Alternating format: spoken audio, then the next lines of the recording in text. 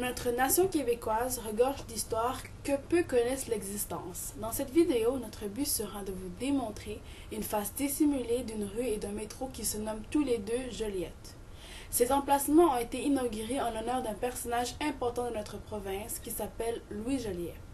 Celui-ci est le bâtisseur de la Nouvelle-France. Il est né dans la ville de Québec en 1645 et décède en 1700 à l'âge de 55 ans.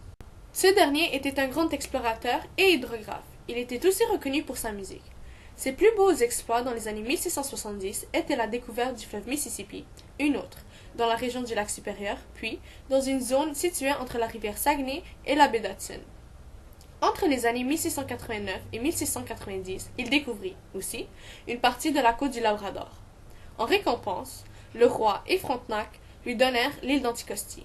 Il vivait avec sa famille et ses domestiques. Ainsi prit fin la remarquable carrière de cet explorateur entre le 4 mai et le 15 septembre 1700. Son éducation poussée, sa culture, la variété de ses talents autant que son courage et son ambition ont fait de lui l'un des fils les plus illustres et les plus grands de son pays.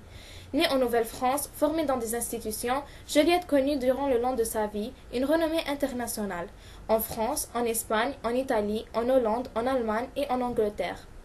Des ouvrages célèbrent sa découverte du Mississippi. Le Canadien Louis Joliette est l'une des plus authentiques et des plus parfaites réussites de cette bâtisseuse d'hommes que fit la Nouvelle-France.